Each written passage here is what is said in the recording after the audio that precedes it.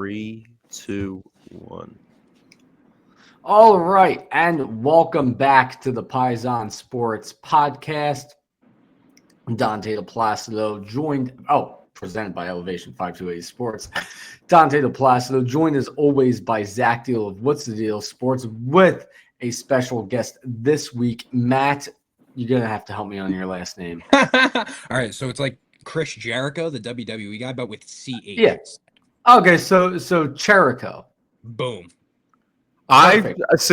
I didn't even know it. I thought it was Chirico. Yep, Chirico.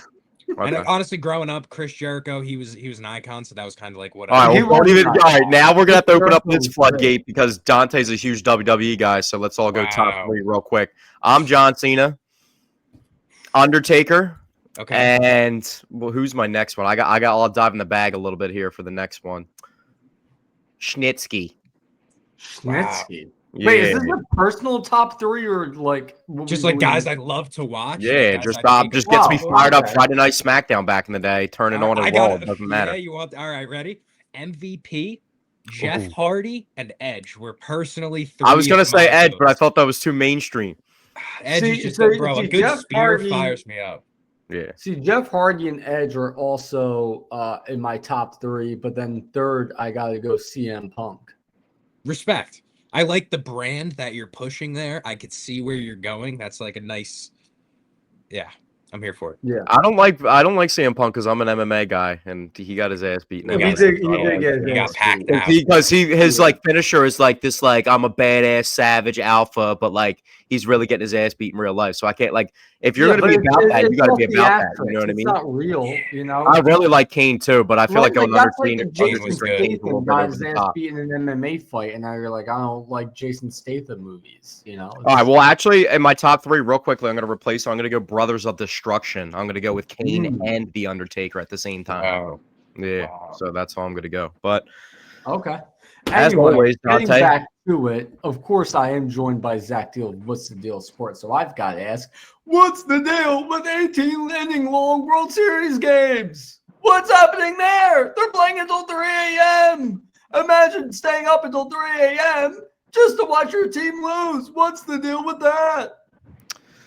Dante, honestly, it's crazy. My uncle lives in San Diego, so he's on the 3-hour time difference. So I always like think about how he tells me about. I go out to breakfast 10 a.m. on the West Coast, and I'm watching like 7 to like 10 NFL games on like the East Coast 1 p.m. slate. But I mean, that game even ended at what, 12 o'clock midnight West Coast time. So it took 6 hours and 45 minutes. I was just trying to wake up in the middle of the night, take a piss, and check my bets.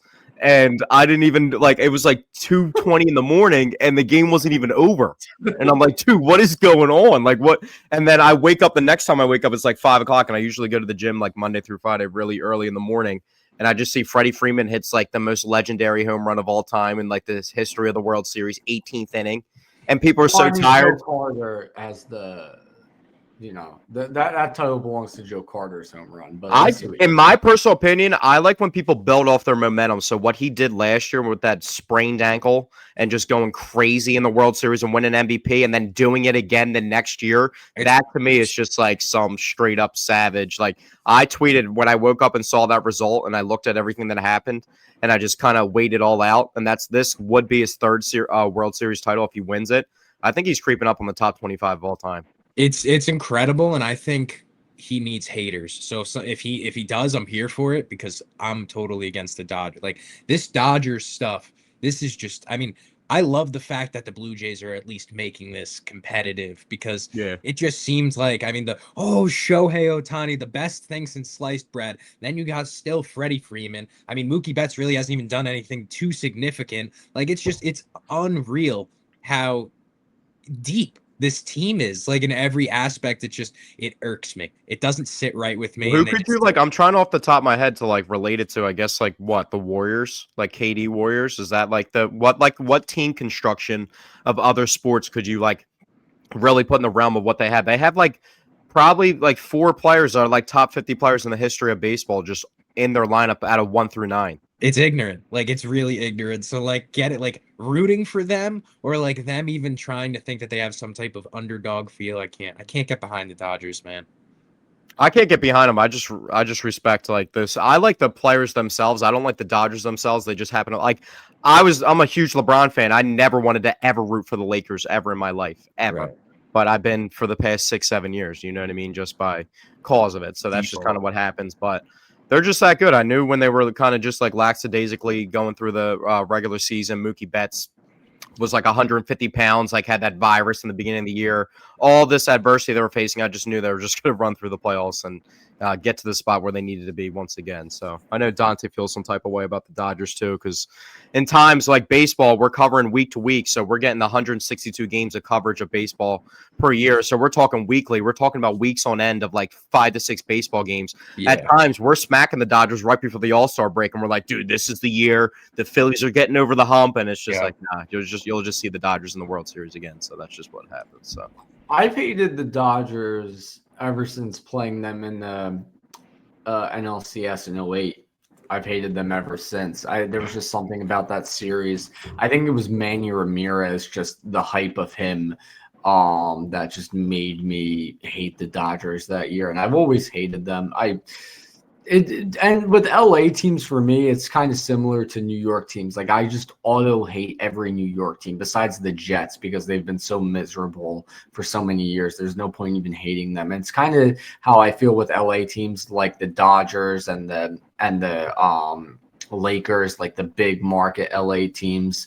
I just have a natural hate for them. But I also have some disdain towards the Blue Jays because even though I wasn't alive in 1993, you know what? They ruined my parents' honeymoon. My parents were on their honeymoon, and Joe Carter hits a walk-off home run to win the World Series. your parents were on their honeymoon? My sister was born that night, brother. My mom was giving birth. They ruined your that. sister's birth. Yeah, so you should hate the Blue Jays. Like, I don't Prematurely. hate the Blue Jays. I just don't. If one it was wasn't giving for birth and Dante was being conceived all in the same night. That's wow.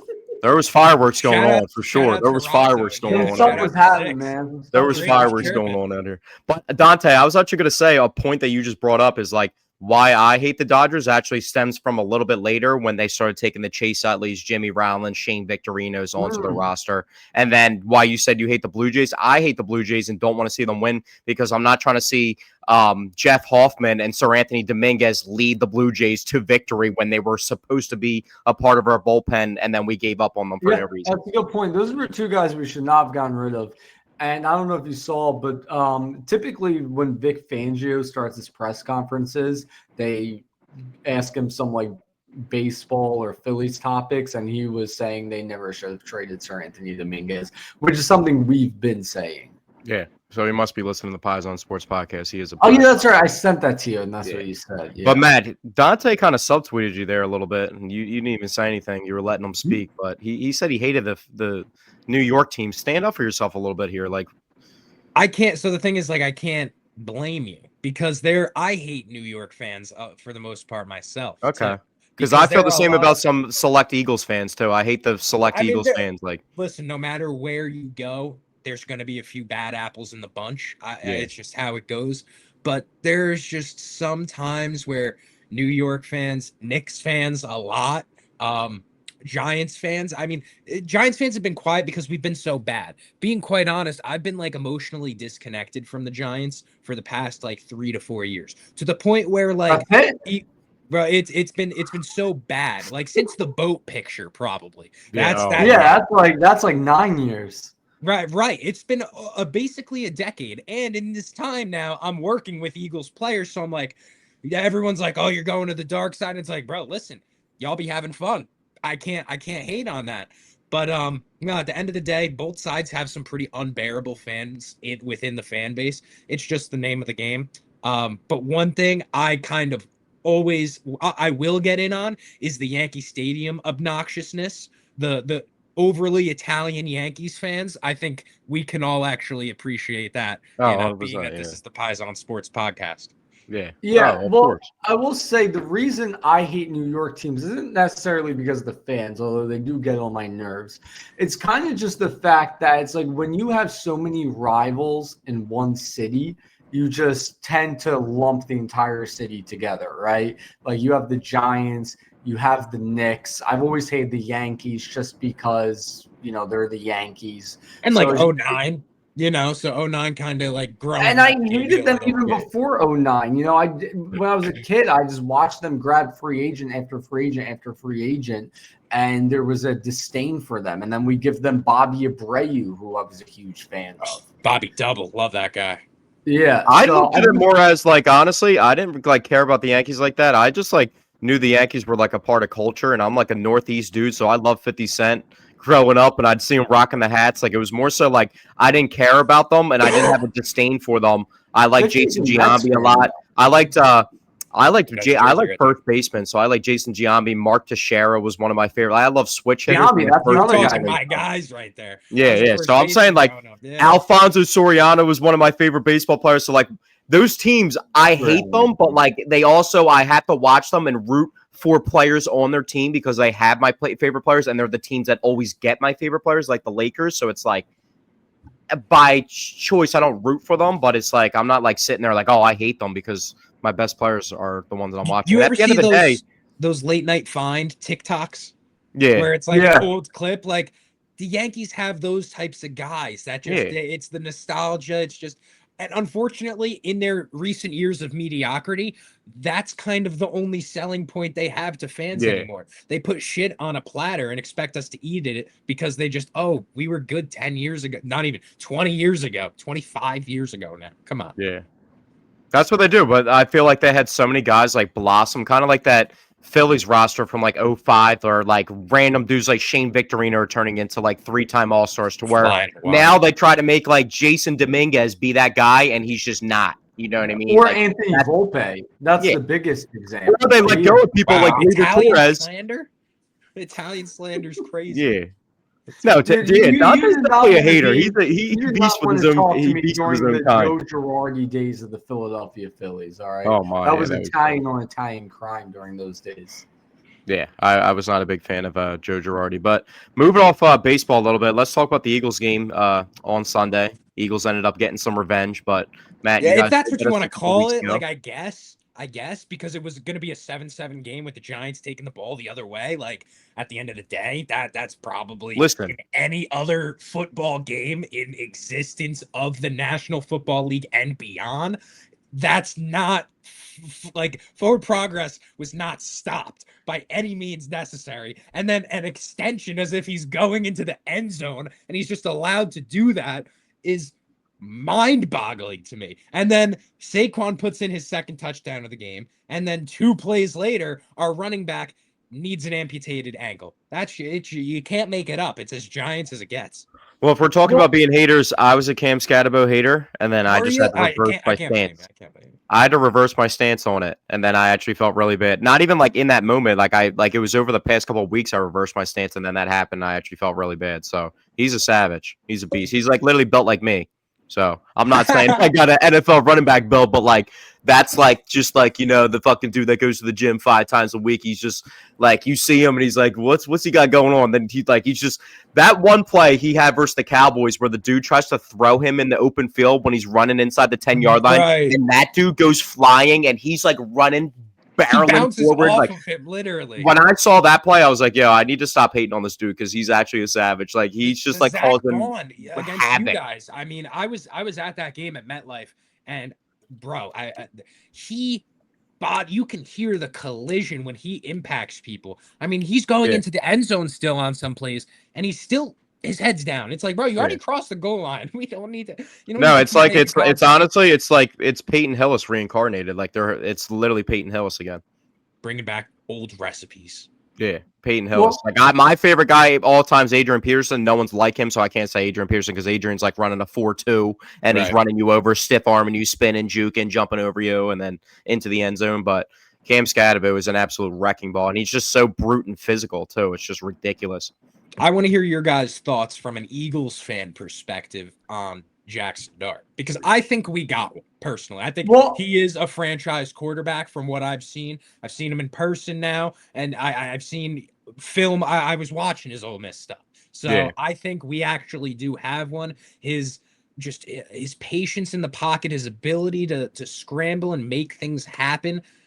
and quite honestly, like he just has that swagger. I was gonna say, if I break him down to one word, which is the full package of like a synonym of swagger, it's moxie. He has like literally a little bit of everything, and he's the type of dude where he like speaks his confidence into existence. Like he like tells you he's coming here, and that's where he's going, and then he finds a way to make it happen. So, no, he is a beast. Yeah, I will say I had very low expectations for Jackson Dart going into the season. The big thing I was looking at is, and I'll say a lot of great things about him after this, but the guy is dumb. He's just a dumb guy. And I even know somebody who went to college at Ole Miss, and apparently word around there is he's just really stupid. So a happy-go-lucky, you would say, type personality. Looking at that, I had low expectations for him because quarterback is a position where you got to be a pretty smart guy. Well, you've seen the Gruden. That Gruden. What's your brains? He makes up for it in that clip. Yeah. Oh yeah. Let me see your hard count. We call it elephant or whatever he said. Well, dude, but dude, if he's all invested in the ball, that's all that matters. If he's stupid and not invested in the ball, that's what's different.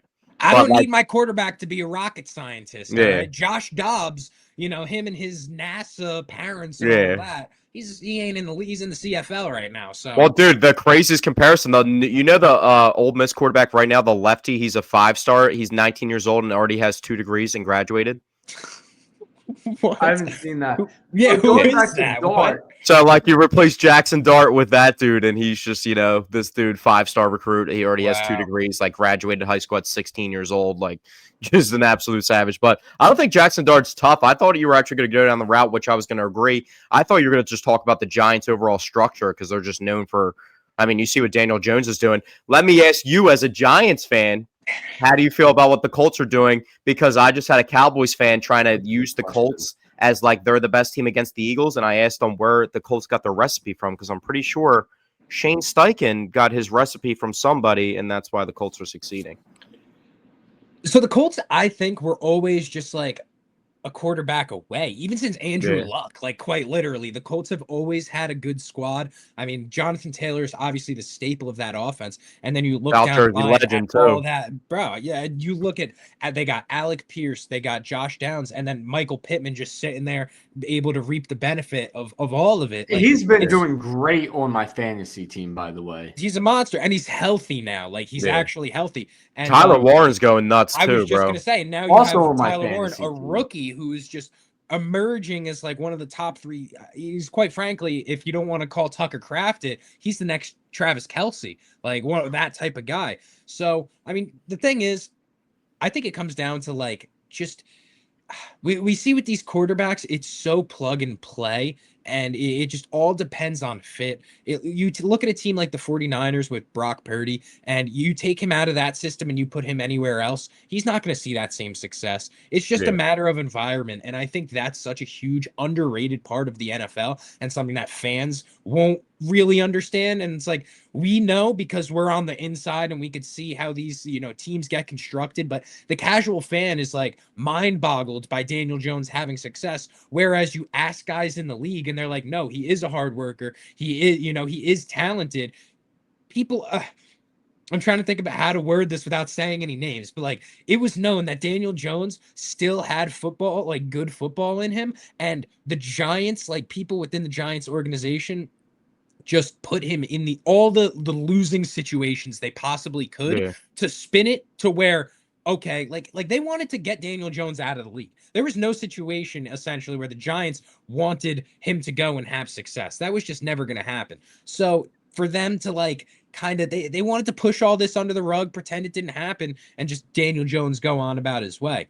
Now he's doing his thing in Indiana, and it's like, or in Indianapolis, I'm sorry, and it's like, is John Mara the problem? Yeah. That's what I think. I don't think the Giants will see a Super Bowl until Maris comes. I was just gonna say, I'm just thinking about all the draft busts that you drafted along with Daniel Jones himself. That like the Evan Neals of the world, you know what I mean? Like even Kayvon Thibodeau hasn't lived up to that. Like think about the guys you could have gotten replacement. You draft Jalen Hyatt like with a second round pick. Like he's throwing to Darius Slayton, Jalen Hyatt. Like Darius Slayton's a good guy, like good receiver. He's like a third receiver. You know what I mean? So it's like Even at the the end guys of the day, like JMS too, like yeah, somebody that you're drafting these guys as staples of your offensive line.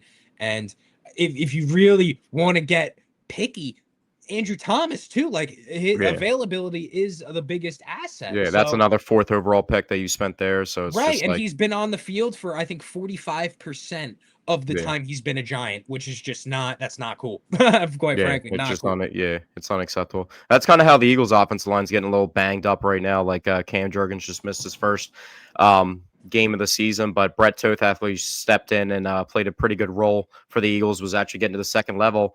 Tank Bigsby on 16 snaps had 100 yards rushing, not on 16 carries, 16 total offensive snaps. And Dante, I actually wanted to bring this up to you because I was looking at the snap counts. And I was listening to WIP before the game, and they were saying John Mechie's going to play the wide receiver 3 role. And then you saw, obviously, he's no longer with the Eagles after Sunday and got traded today. But Darius Cooper actually played like 27 offensive snaps the other day and completely outsnapped them. And then now John Mechie's off the roster. Yeah, so. that's something I was thinking about when I saw that we traded John Mechie. Is I think a big part of that is the return of Darius Cooper. That was the whole reason they trade for him in the first place. Was Well, they also ran the ball really well, and made also the trade for Mechie. something that I realized real quickly, something that I realized from those snap count percentages is Grant Calcaterra played one less snap than Dallas Goedert, and they ran the ball so effectively because they were in a lot of 2 tight end sets with the lack of receiving depth that they had. So I felt like that actually played a role with getting Saquon sparked. But I was at the stadium and everyone's celebrating the Saquon run, and I saw him take that lunge step out of bounds and get pushed while he did it. And I just saw like his hamstring like tighten up, and like he reacted like right away on the field. So I wasn't cheering as much as everybody else was because I was bugging out a little bit. But Tank's Bigsby came in and second and 31 gets the first down. Like what is up with the Eagles in second and or what is up with the Eagles down a distance of 25 yards to get it? The screen on the broadcast said second and 31. It was actually a second and 26. That was an error, but yeah, either way, that was absurd. Tank Bigsby, we've been wasting him as just a kick returner this whole time. This guy can definitely still run the football. Matt, how did you feel watching a second and what we thought was a second and 31, and then just seeing Tank Bigsby take it to the outside for a first down? I was mentally checked out. Like I honestly, like I seriously have not been that mad watching a Giants football game. Like I said, I've been emotionally checked out of this team since the boat picture. Like this is a long time ago when Odell dropped that pass in Green Bay. Like these are still nightmares that I have. And I was actually like Dart and Scatterbo, despite Malik Neighbors, the injury, like I still enjoyed watching them play. Like I still was looking forward. I found myself excited for the Giants again. Yeah. All of that happens on Sunday, and I like thank God that Jalen Brunson is a New York Knick because I have nothing else at the moment to look forward. We'll get into that, but I was watching the highlights of that game, Giannis versus him the other day, and dude, that one crossover when he slipped up, I thought he tore his ACL. I was bugging for him last night. That was disgusting. Yeah. From a guy that had knee injuries myself. But let me ask you this. Like, were you so invested in that and then checked out immediately because you guys just won a couple weeks ago and you actually thought it was very realistic to win this game too and out of nowhere just take 2 from the Eagles and then now you're actually in the NFC East race? Yeah, I mean, I never thought the Giants. I didn't think even if the Giants won, I'm not looking at like, oh, that's like playoffs. Yeah. But I think 2-0 over the Eagles is like in a 3-week period of time, like that's pretty impressive. Like, right when we've been, and they said we haven't won in the past. I think we were 0 in the past 12. Like it's crazy. That's just we come to the link and we are horrible, and clearly that doesn't change. Yeah, I think I saw the last Giants win at the link was in 2013. I think. Yeah, it's disgusting. Eli Manning, like we're talking prime Eli. Dude, we're talking the Obama. Dude, you guys just rolled PTSD in my brain of the Jalen Reagor Meadowlands play where the Jalen Rieger play with Jalen where he throws the ball at the 1 yard line, bro. That just clipped in my brain because I thought that was at the link for a second. And I was like, Yeah, ew. What was that that, was a like bad 3 years one. ago, 2 years? That was 4 years ago, I think 2021. That was 2021. Yeah, Yeah. Jalen's 'Cause first year as a we starter. were playing with that bullshit. AJ was immediately on the roster right after that bullshit played its course. But Yeah, Rieger was. what do you awesome. like? How do you feel as a Giants fan right now? Because I was going to ask you, like, I'm not expecting Tanks. I know Tanks Bigsby is good, and I just know as a like gigantic football fan, my favorite position is running back, so I really pay attention to them. But the reason why I don't expect him to have a lot of success is because I think your guys' defensive line is actually arguably the best in the entire league. So when I look at your roster construction, you got a quarterback. You have one of the best young receivers in the league, regardless of coming off injury, because we know tearing your ACL is like breaking your forearm nowadays. You know what I mean? Everybody comes back from it.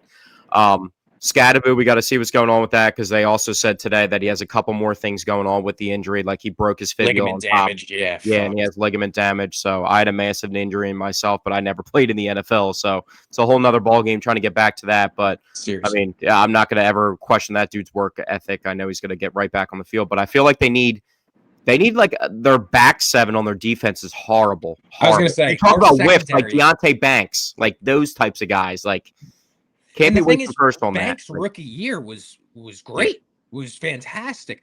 But then coming into year two, like, and the issue across Giants Twitter is he doesn't turn around. yeah. Which you're just asking for a pass interference every single time it's a close play. And you guys got that multiple times. I mean, it's frustrating, and it's also, I mean, you brought in Javon Holland in hopes that he would have somewhat of like a leadership role, and we haven't really seen it. And then I'm gonna call him out. Dexter Lawrence has been like non-existent this year. Like honestly, like I get it. He's double teamed. He's one of the best nose guards in the league. Like it is what it is. But it's just kind of inexcusable for a guy of his caliber to have zero game impacting plays. And I mean, like you said, the Giants do have a good defensive foundation. Now it's just time to like add these little pieces, those secondary pieces. If we could find a nickel and a dime in the rough here, like it would be nice. But there's no more expectations. Everything is now out the window after Scadaboo's injury, quite frankly. Yeah. It is tough, and just to think of like a running back being that important, like that's how teams get built. Like people try to act like, oh, it's about the quarterback. It's about the guy that is like the energy source. And Cam 7 Scadaboo was touchdowns literally this that year, guy. bro. Like, yeah, it's Cam Scadaboo's like one of my favorite players in the NFL this year. Really like having one hell of a rookie campaign. And you see, even Big Dom had to drop some cannolis and cheesesteaks off to him. I mean, that's love. Right. From Angelo's. Best in Philly. Yeah. Well, he went to Angelo's for those cheesesteaks. So what would you do if you're John Mara to get this thing back on track? Dante, I mean, has made their previous GM, I don't know how many times the meatball of the week. He was like 5 or 6 times, especially during the Hard Knocks era. But I would say, in my opinion, you guys need to, and I think you're actively seeking that right now. I don't think it's like a pressed issue at the trade deadline now, but getting another receiver that's like on par with close to what you're not getting Malik Neighbors again, but like, could you go get Brian Thomas Jr. for a second round pick with all the struggles he's having in Jacksonville? Like do something like that, or bring somebody in like that. That's like a huge impact guy. George Pickens. I was going to say George Pickens. That could have been another trade that you could have been too, but I don't think via trade. I think we are still yet to see the Cowboys talking to him about a contract extension. Yeah. We know they have an issue with paying guys, and CD got his, Dak got his. Do we really want to spend on another wide receiver? Like, you don't know. Granted, I think Pickens is a wide receiver 1 on most teams. You put him on a lot of NFL teams, and he's giving you wide receiver 1 production. I mean, we saw when CD was out 5-6 straight games with a touchdown. Like, he's a dog. And I think if the Giants can get a guy like that who has length, yet still has that explosiveness, great route runner, and just overall bigger body in comparison to Malik Neighbors, I'm here for it. I was smirking because who was the dude you guys gave 4 years, 72 to a couple years ago? The old Jacksonville receiver, or no, the old Lions receiver. Was it Golden Marvin Tate, Jones? bro. Oh no, Kenny Golladay, bro. Yeah, Kenny Golladay. Yeah, it was Marvin Jones, Kenny Golladay. They were both Nice. the Lions receivers. Oh, that was Yeah, gross. that's a bad deal. Yeah, that was a bad one. But talk He about was wide good receiver though. Like ones. Kenny G had a couple good seasons. Yeah, The yeah. only for Kenny sure. G I recognize is the legend Kenneth Gainwell. Yeah. Kenny Gainwell. All right, well, I got to give a shout out to my boy Devontae Smith. You've worked with him. You've been able to talk to him. He's been my favorite player since day one. If you talk to most Eagles fans, Devontae Smith is pretty much like 80% of all Eagles fans' favorite player since the day Really? he's been drafted. That's a known fact. You go around, he's like three out. Like I guess I'm just sounding like I'm lying, but honestly, if you ask 3 out of 5 Eagles fans, they'll probably say Devontae Smith or obviously Jalen Hurts. So that's like or Saquon. So those are like the things, but it's really Devontae. Talk about wide receiver. I mean, dude, he's got like 26 most targets in the NFL, and he's the 6th leading receiver in the NFL. I think Devontae Smith is guaranteed a top 10 wide receiver in the NFL. You don't want to talk about a dude that doesn't get his shine. I mean, dude is literally one of the best receivers in the history of overall football between high school, college, and pro football. He's one of the best receivers in the history of all of football. So you've had a chance to talk to him a little bit. What have you like noticed just from like his mentality that like separates him? Because he kind of is like soft spoken and quiet, but you can just tell like he's just like an absolute like Cane Corso inside. Like it doesn't even make sense. Like He's the man. Like there's not much to say about him because there's not much to be said from him. You know, he walks with this presence and he knows he's him, but he's never like there's such a humble attitude and he's never too big for the moment or never too big for other people. It's incredible, honestly, and like he's just such an example, like to a lot of the kids. You ask him, hey, can you sign this for this kid? No issue, you know. Like Devontae, we're gonna go over here and we're gonna do this for a few with the media, no problem at all. Like he's just so easy. And another thing is like he just eats fruit all day. All right, we had food catered for our event, and he was just munching on fruit, and I'm like, bro, that's how you that's why you're built like skinny Batman. Like that's it. It was just like cantaloupe, watermelon, some apples. I'm like, nothing. He's like we had Chick-fil-A, there was Italian food, all that. Like, nope, he's good. Just sticking with that. Dante's like, putting up Adrian Pearson numbers on that Italian food out there if he was there. Dude, come on. They had cannolis. They were just a guy walking around with the like one of those. You ever see they got the thing around their neck with the I saw somebody doing that at a wedding. You're talking about the strap-on cannoli station? And he's walking around the locker room that we had the softball game at, passing out cannolis, and I'm like, this is cinema. And nope, none for Smitty. He's gonna stick right to the plan and his diet. Nah, he's just his work ethic, who he is as a person is like so cool to see. Like just I've had like the opportunity from our dinner parties to meet his wife, and just like both of them are just such cool and down to earth regular people that he deserves all the success. And obviously like you see his streams and all those types of things, like he's hysterical when Smitty, like he's such a character. I've seen my favorite clip of Smitty is from training camp in 2023 when somebody is walking by and they say that I think it was AJ Brown, those cleats are Fuego. And Devontae Smith is like, what did you just say, Fuego? What does that word mean? And they're like confused over it. He's like, it's a nice little word though. I like the southern twang is great. Yeah.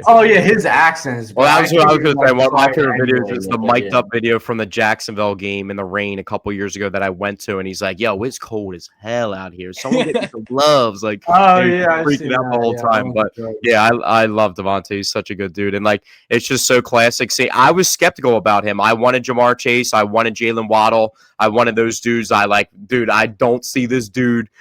I didn't think he was just going to end up being the Kevin Durant, that skinny ass dude just cooking everybody. Like, I didn't think he was going to be the Kevin Durant of the NFL, but he really is. So. Yeah, I wanted, admittedly, I wanted Jamar Chase in that draft, but I did like him over Jalen Waddle, and he's easily better than Jalen Waddle. I think what's so underrated about his game is he might be the best jump ball receiver in the NFL right now. He might be the best overall deep receiver in the NFL. Like George Pickens, it's pretty much like George Pickens and him. And the funny part is you could probably put T. Higgins in there, and they're all dudes that are like classified as wide receiver twos, but they're all just top 12 receivers in the NFL that just are like wide receiver twos by having a top 5 wide receiver next to him in their off. I mean, we're talking about AJ Brown, CeeDee Lamb, and Jamar Chase. Jamar Chase. Yeah, It's like these the guys three would best all receivers be in the league. number one receivers on any other team. And I'm a huge Justin Jefferson guy, but Jamar Chase is the best receiver in the NFL. I don't think it's close anymore. I think it's Another close. another thing is that's really crazy to me.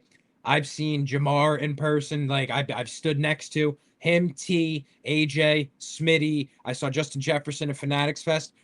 All of these guys, the size of like, bro, even Smitty, like we call him Skinny Batman, but realistically, these guys, you look at them and you're like, they were born to play football. Yeah. Like the thickness, that these guys have to their muscular structure is just, it's different. Oh, you chain that. That's a double paw. The way you chain that together was a double paw. You might as well start talking about girth next. Yeah. Is this a Manscaped commercial or something? That's a it's like, here. It's like that clip of what's his name, Skip Bayless, where he's like, and he seems to be overwhelmed by my girth and time. That's so crazy. Nah, but I know what he's saying. I grew up. When I saw Jamar Chase, we did like an interview with him, and I literally, this guy's calves. I'm like, the explosion. Dude, I was gonna say the calves are crazy. Yeah, it's just I was like, this is a machine that has horsepower in it. Yeah, that guy's my friend was on the Bengals. I had two friends that were on the Bengals like preseason rosters, and one of them was a running back. His traps are like subwoofers on his neck, but my dad, being Joe Flacco's high school football coach, growing up with Joe Flacco as like a close family friend, like his forearms, not only being 6'7", his forearms are like literal tree trunk. His forearms are tree trunks, and you wonder why a dude throws the ball 80 yards in the air, like 75 miles per hour. Like, he's gigantic. He's 6'7", 250 pounds, and he runs a 4.7 and can just because they're on rock. TV, don't like. I know. Think they're just regular people, and that's all the punters, dude. Like even some of the punters 6'4", 210 out there. You know what I mean? Right. Besides that dude Presley Harvin on the Steelers, who's like not that, but it's funny. Especially the college kickers and the college punters and kickers. They got the craziest body shapes, bro. It's crazy out there, but it's a story for another day. I have a question for Matt before we move on to some basketball. Now, because in my opinion, so with Jalen Hurts, right? Obviously, all Eagles fans love him. And it seems like everyone outside of Eagles fans seem to think very low of Jalen Hurts. They don't think he's a great quarterback. Where would you rank amongst the 32 NFL starting quarterbacks? Where would you, from an outside perspective, where would you rank Jalen Hurts? Like 13, 14? Oh, come on. 13, 14? Should I go no order? Who I think is better than Jalen Hurts as far as quarterbacks? Go ahead. All right, let's get the easy ones out the way of Lamar, Mahomes, Josh Allen, Joe Burrow, Justin Herbert. No. Justin Herbert can't be. He has no success to his name, so he can't be. No, Justin Herbert is not better than Jalen Hurts. See, and I'm talking. I'm not talking anything about team around. I'm talking about if I need to win this game with a quarterback at the helm, I'm taking. Now listen, before you let's have a conversation about this so we can walk through it together so we can get on the same page here. Right. You say to win a game. What does it take to win an NFL game? To any football game, what does it take? Right. Now listen, the thing is that Jalen Hurts has had the team around him in a better position to have him win these games. I think if you put Justin Herbert on this Eagles team, the ceiling is higher. And if you put Jalen Hurts on the Chargers, the floor is lower. You know, like here's the thing. Both of them, real quickly, both of them had Jalen Reagor to throw to. And I only saw one of them winning the Super Bowl.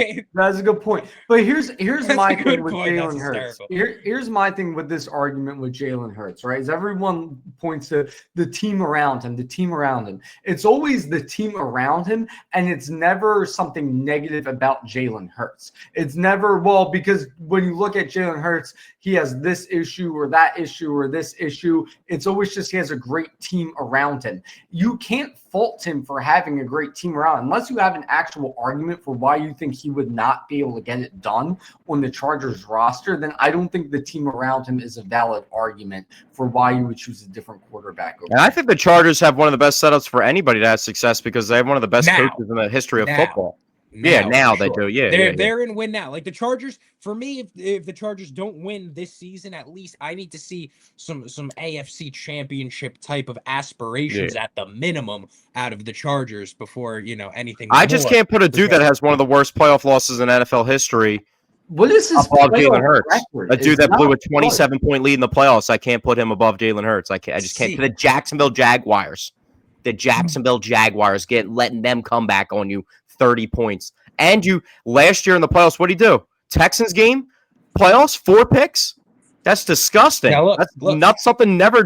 I asked you the Jalen question. Hurts See, and you would never interceptions see in that a from playoff Jalen game. Hurts. I don't care what because he the has Eagles around him. don't put him in the position to do that. There is never ever pressure on. It's never Jalen has to perform because I at can the end beg of the to day, you differ. could fall back on the best running back in the league and 2 of the best wide receivers in the NFL. We just said he's got 2 wide receiver ones and a guy that's an all-time wide receiver who you're I calling agree. the second best. So I don't think Jalen, I think he is a good NFL quarterback. Do I think that he is this godly figure that he has been painted out to be in this past year? Probably not. I don't want to make it out to be this real quickly. I have 2 things to say about that. I have 2 things to say about that. Number one, I don't think Jalen Hurts has been painted to be a godly figure. I think Jalen Hurts has just been defended so often from people who say he's not a great quarterback that from an outside perspective, it seems like Eagles fans are overhyping him and painting him to be some kind of godly quarterback. All we've been doing is advocating for him to be a the top best quarterback in the league going into I would never say he's better. I would never say he's better than Patrick. I would never say he's better than Joe Burrow. I'd never say he's better than Lamar, Josh Allen. But once we start crossing those names off the list and you start bringing up Justin Herbert, he's better than Justin Herbert. I think what it takes in an NFL game, what it takes to win a football game is getting into the end zone, and it doesn't matter how you get into the end zone. And I just know that dude is 27 years old and nearly has 60 career rushing touchdowns. And then when it comes to the playoffs and just ripping the rock when he needs to, he just goes off in the playoffs. And now, that's the other thing I wanted to say is this. The tush push is an asterisk on his career forever. Okay, because first of all, we can get to that in a second. Congratulations. After the Giants this past week, there's no way that doesn't get banned this offseason. Yeah, but I also remember DraftKings gave us a promo. Hold on, Zach, because I wanted to bring up my second point. The other thing Matt said was the pressure's never been on Jalen Hurts. Here's the thing. Jalen Hurts has had has had so many different connotations to him where people say, oh, well, all you need to do is make him throw the ball. And he won't be able to do it. All you need to do is put the pressure on him, blitz him, and that's how you beat him. All you need to do is this. All you need to do is that. And so almost every game as of the past couple of years, right, I would say starting in the Super Bowl when the Chiefs focused on stopping Saquon Barkley and making Jalen throw the ball. What did Jalen do? He threw the ball, and what did he do? He won the Super Bowl. And then you look at multiple games this season where they've either focused on blitzing Jalen Hurts or keeping him in the pocket. Whatever theory they have on how to stop Jalen Hurts, when you take a player, right, and you essentially take away what you believe to be a strong suit and you're making him beat you in a way you don't think he can beat you in, to me, that is putting the pressure on him. I think he has the pressure on him constantly, and he constantly, week in and week out, proves people wrong by still getting it done. No matter what they try, he just can't be stopped. I was going to say, I mean, everyone brings up the tush push, but I can just count on the top of my head. I know I'm a diehard Eagles fan. I'm just an NFL guy in general and a sports guy. But, I mean, you bring up the tush push. Also, the Rams game, Saquon goes off in the Rams playoff game. Jalen starts it off with a 60-yard, 4 broken tackle touchdown on a quarterback run. That's what? Lamar and Josh Allen do that? That's the only 2 dudes in the league that can do that. Maybe Justin Fields. Touchdowns, only 1 interception. 15-1. People are talking about Matt Stafford being the MVP right now in the NFL. He's like plus Jalen Hurts I mean, if we look up the most combined touchdowns, it's probably him and Josh Allen right now. But everybody knows how Jalen's getting these. So it's like just mentioned 15 of his touchdowns have come through the air, and not all of those 5 rushing touchdowns has even been the tush push. I think 2 of them he ran in himself. Really, 3 of his 8 to 20 total touchdowns, 3 of them are the tush push. So we're going to pigeonhole all the other touchdowns. I think it's more of the 5 range of how many he has this year. but No, he it has doesn't- 5 rushing touchdowns, and I recall watching him run in at least once, maybe twice, but at least once. All right, well, So at he has least, 3 or all right, 4 Matt, touchdowns. we're going to get on the basketball real quick because I know you said Yeah. you only had limited time. But last thing I'll leave you with, at least you're not a Cowboys fan because the Cowboys fans, their glory days is Troy Aikman throwing 19 touchdowns in a season with 22 picks and then winning 3 Super Bowls. So, like, they're like, oh, our glory days, blah, blah. Like, bro, you guys had Michael Irving and Emmitt Smith carry you to that, and then you glorify Troy Aikman, who should not be in the Hall of Fame. So, at Yeah. least it's And not that like was that an because horrible Jalen isn't that. commentator. So. The only thing, like I said, like I don't have an issue as far as like him getting his flowers for leading this team, because obviously in order to win a Super Bowl and to get them to where he has to be a good quarterback. But I think, like I said, if you were to take a person who had no idea about football at all and plant them in say a room with all NFL fans, after this past season, you would have thought from all this propaganda that Jalen Hurts was above and beyond the best quarterback in the league. And that was where it just kind of like got to be too much for me. Like it just like. Well, I think the issue with that also lies with people are trying to downplay how good Patrick Mahomes is. Like, Patrick Mahomes is still times 25 the best player in the NFL. And it's not even remotely close. It's not. Right. The Chiefs are still very much Yeah. here. And like it's. I Well, think that's where it was weird because everyone kept trying to make it Lamar's the best now. Josh Allen's the best now. Joe Burrow's like, no, dude. Patrick Mahomes is the second best player of all time already, and he's 30 years old. So it's like people are trying. Patrick Mahomes throws 27 touchdowns instead of 52. And everyone's like, oh, blah, blah, blah. But what? He's still in the Super Bowl? Like, that's where I don't, like, understand where people, like, don't really see on the same thing. But last thing, NFL-wise, so you say it out to be like that. It kind of sounds like you're describing, like, Russell Wilson, Seattle. Do you think he's doing – where would you put him compared to Russell Wilson with the Legion of Boom? Like, is it like that, or do you think he's doing a little bit more than what Russ did when he was with Seattle? Right. So I was actually going to say, and this is something we won't know until years and years from now, but like the way Russell Wilson left Seattle and we watched that just, completely go to the can.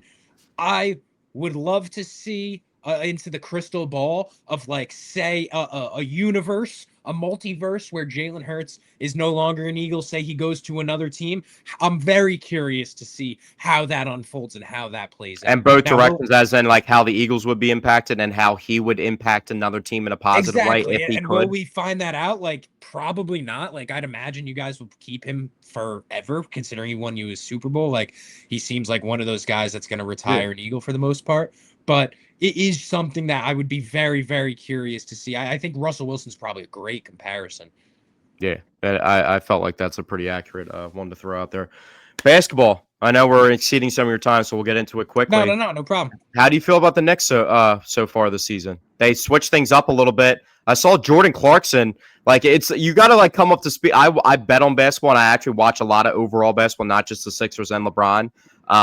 But, it's hard to track every single move. So I'm saying, like, Jordan Clarkson, like, averaging 6 points on your guys' like bench. I'm like, what the hell's going on with that? Like, I'm just like, but I'm like, they do have Jordan Clarkson. So some guys come in, some guys come out, but you guys still have like a 6-7 man roster.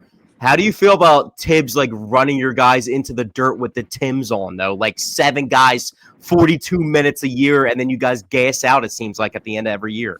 Well, Mike Brown brings a new type of energy.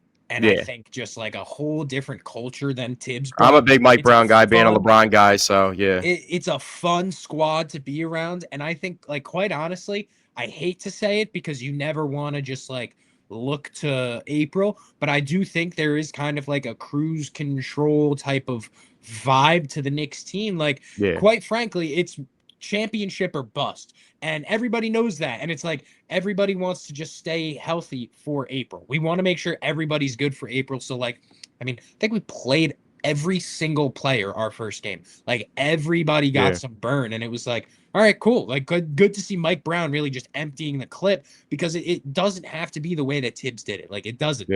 We don't need Jalen Brunson playing hero ball every night. He shouldn't have to, especially when you have all this talent around him. So I think it is championship or bust for the Knicks. It's just the identity this team has is something that I've yearned for years, man. Like the grit, the hard nose, like defense. My favorite player on the Knicks is Deuce McBride. And it's just I was like gonna bring up, coming yeah, I out was of gonna bring up coming out Miles of West McBride. Yeah. Virginia, he was one of my favorite, just like his brand of basketball. And the fact that that is now the Knicks brand of basketball, I fuck with it heavy. Yeah.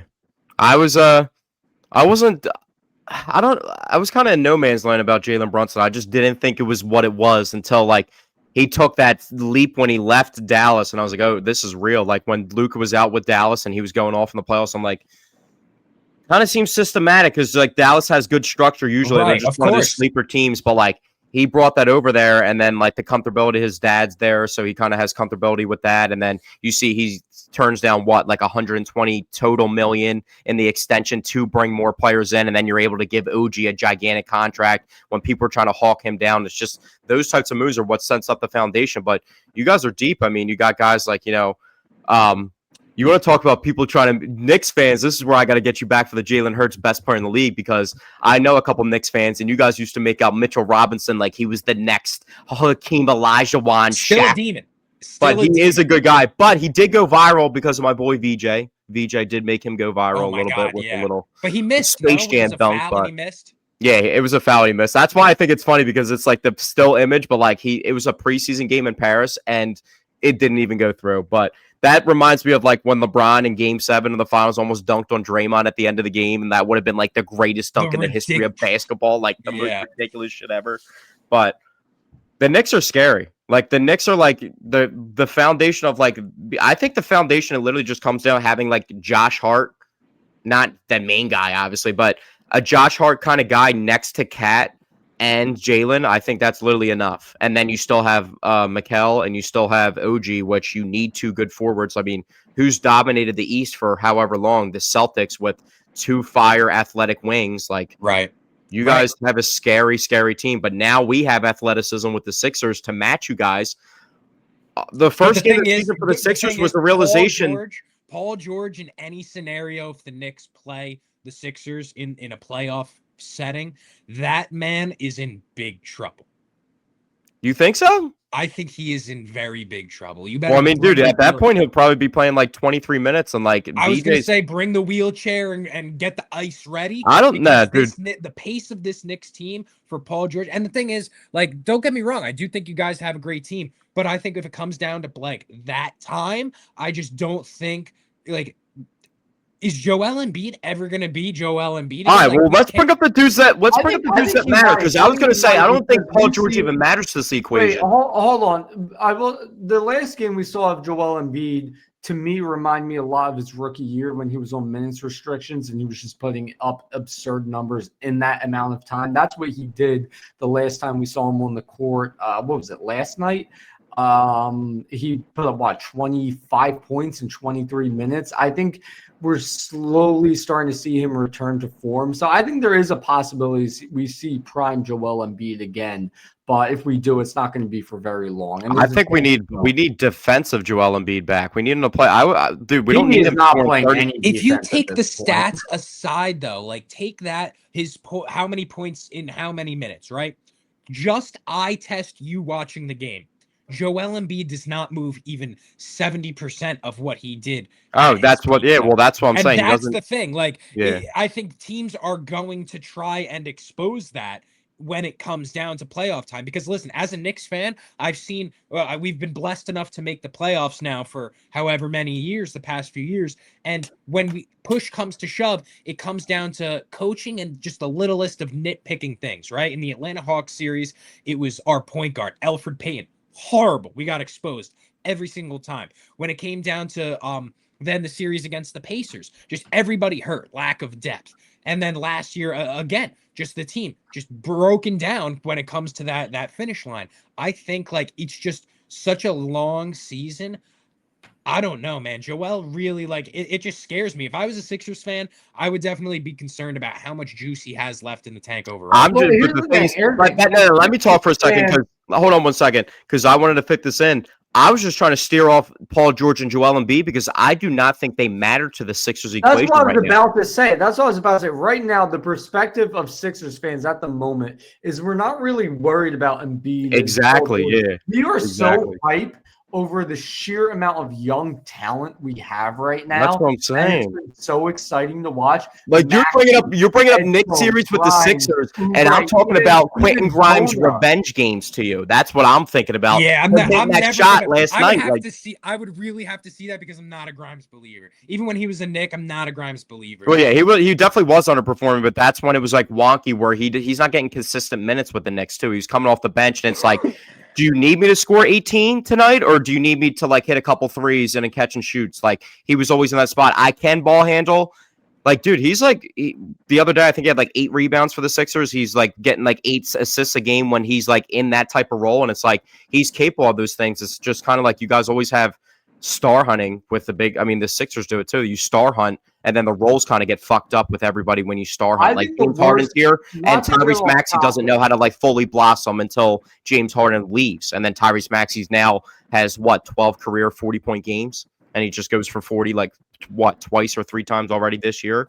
So it's just like it's confusing when you have like it's one thing to have a dude like think about a good player in the league, but he's not like the dude. Like I'm trying to think of somebody that scores like 20, like a dude like Norman Powell. You know what I mean? He's solid fire, but it's not like when you have Kawhi Leonard, who's like a household. Your grandma knows who Kawhi Leonard. Like that's star. You know, it's like there's 12 dudes on an NBA. Like there's 12 dudes on an NBA roster, an active roster, 5 on the court. Like it's the hardest sport. Like if I was making it to the NBA and I'm the dude responsible for like 6 points, like imagine Austin Reeves when he first met LeBron. So you guys want to hear it? You guys want to hear a travesty? And now there's 5 dudes on the court, and I'm the dude just next to LeBron James, the best player of all time. Like, what is going on? Like, you want to hear a tragedy, an absolute tragedy? You're talking about, of course, in the NBA. There's only so many spots. How many? They always talk about what is it like 80 guys in the total, like in the league. This hurt my heart, bro. The other day, right? So I was seeing this girl talking a little bit, right? She hits me with, "Oh, I used to see a player," and I'm like, an athlete, right? And I'm like, "Oh, like I work with athletes, you know, like there's not. I like to think there's not many guys that I'm like, I can't sniff that. You know what I mean? Like I'm not in that up echelon of dude." Are we talking Knicks dudes? Because I can guess it. We're not talking Knicks, but we're close, right? So it was like, oh yeah, I met him, and then all of a sudden when I went to inquire about like I got curious, meet was very like vague, you know. Then I was like, okay, like narrow this down. We're not just talking like we're talking max contract. So I instantly hearing that was like, I'm done. Yeah, I'm done. We're talking not just like this was the most brutal, like, I think I'm good, I'll get the check type of situation.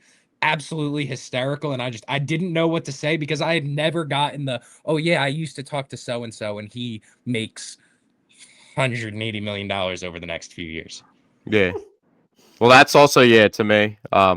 Like Joe Flacco is like the 24th highest paid player in the NFL, and I just know him, so it's kind of like crazy to me. And he's from South Jersey, but like the scale of like, think of that, like Duncan Robinson makes $20 million a year to like make 3 threes in a regular season game, like blows my mind. Like you know what I mean? Like that was just like I can't even, like there's nothing I can do. I held my L and I was like, I'm moving on with my life.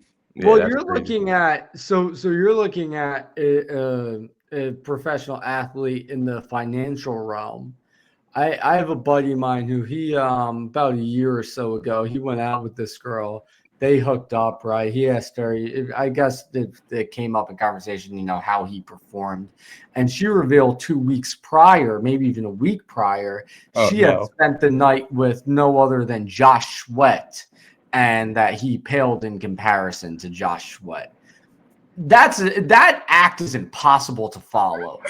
Absolutely jacked 6'4" Josh Sweat. You're not 19 milli, bro. That's you're 4 not, years, you're not coming in right there. after that and putting up even remotely the same performance. You're just done. Bro, you're taking her to Red Lobster. He's taking her to Fogo de Chao, bro. Right, and that's exactly what I said. Like, and you, all right, so let's see how many people we got watching right now before I drop too many beans. Oh, we're clean, dude. I don't even think we have We don't like usually have too many people at the back end of the podcast. Usually, you ready for this? There aren't many, like I said, not many guys where I'm like, this can't get much worse. But I'm talking in the class of the Kelly Oubres, of the Jordan Clarksons. I'm talking about Michael, grab this rebound, Porter Jr. hitting that, like, 4 years, 180 million. She goes, yeah, I've met him. I said, what do you mean by that? And all of a sudden we got real quiet. And I was like, and now he's right in Brooklyn. Oh yeah, well, that's funny. I met Kyle Lowry from one of my friends from work, and I met him because my friend grew up with him, and now my friend is literally works for the Raptors player development, like all this crazy stuff. And his name's Mark Tyndale. He played Temple basketball, and he's like in his 40s, but he's like the soft-spoken, quiet dude. He just knows Kyle Lowry. He knows I was a sports guy. He was like, "Yeah, you going to the Sixers game? Like, here's my number. Just call me after the game. You can meet Kyle Lowry." I'm like, all right, bro, whatever. And then I call him after the game. He's not answering my calls. I'm sweating bullets. I bring my friend to the game. And then bang, he just like, yeah, come to the spot. And then I meet Kyle Lowry. But where I'm going with this, based off of what you just said, this was in 2019 when he was on the Raptors and they were playing in Philly right before.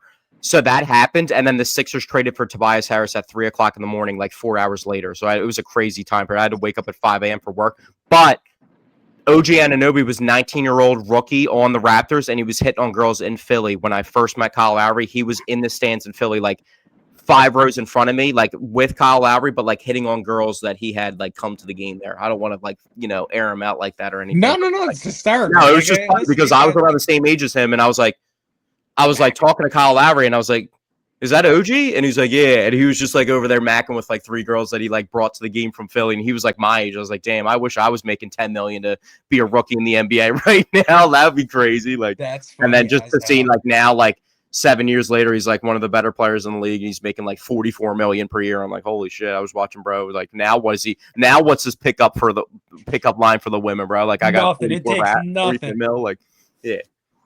Crazy. All right, well, Matt, I do have one final question for you. Hit me.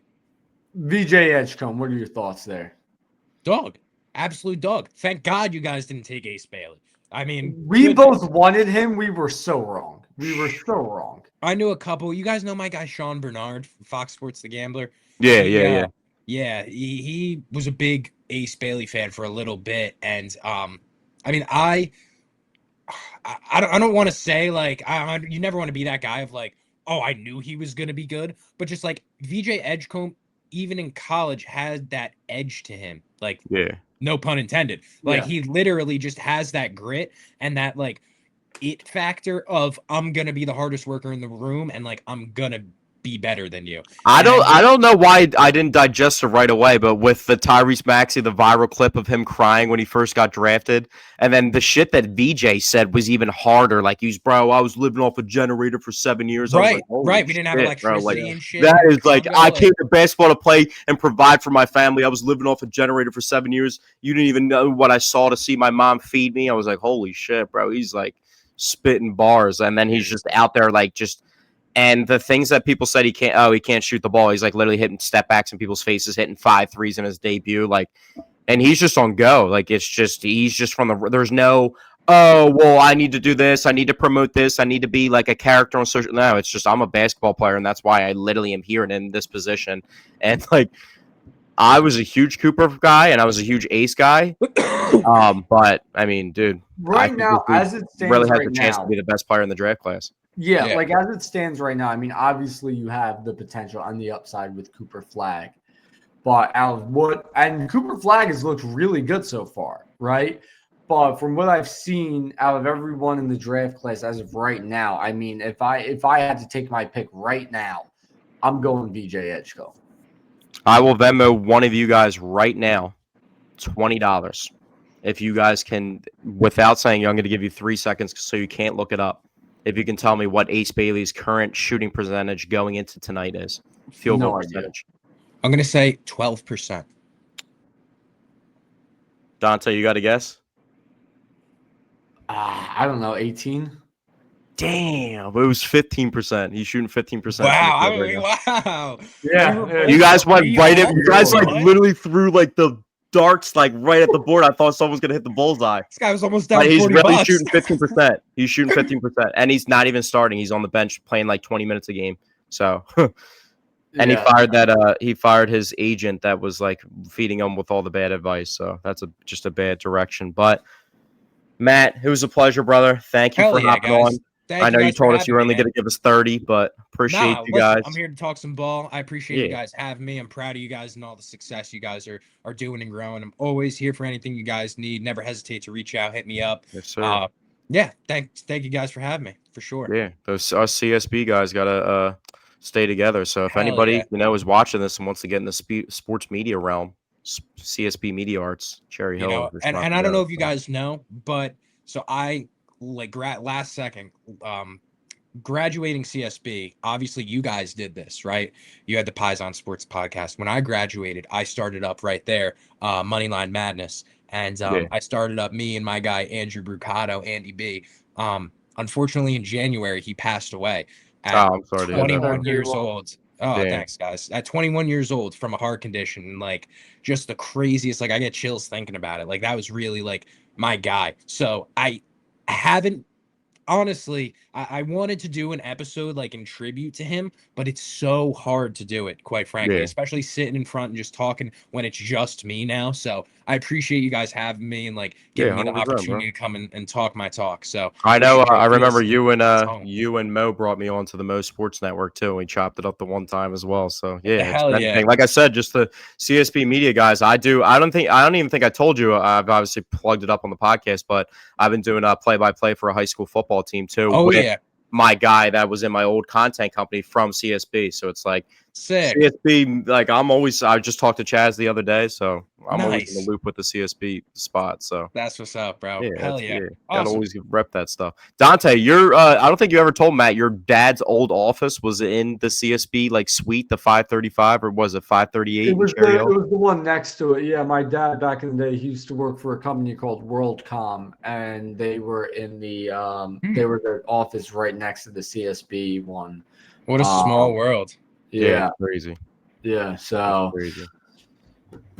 But yeah, thanks, Matt, for hopping on once again. We'll do it again sometime soon. Maybe we'll wait till. I mean, we don't have any more obviously Eagles Giants games. We ran out of those for this year. But next big Sixers Knicks game when maybe Hell like yeah. they're not playing on Christmas this year, are they? I don't think so. But hey, listen, we don't need an occasion to hop on. Yeah, exactly. We'll talk find shop. some time Let to me get know back for on there. sure, But bro. thank you for tuning in. You want to plug up anything before you get out of here? Shit, man. Nah, just make sure anybody that's left, make sure y'all follow the guys on all platforms, man. Show some love. And that's it, man. God bless for sure. Yes, sir. Thank you, Matt, for hopping on once again. And My that guys. will wrap it up for episode 120 of the Paisan Sports Podcast. Take care, fellas. Peace. yeah. Peace.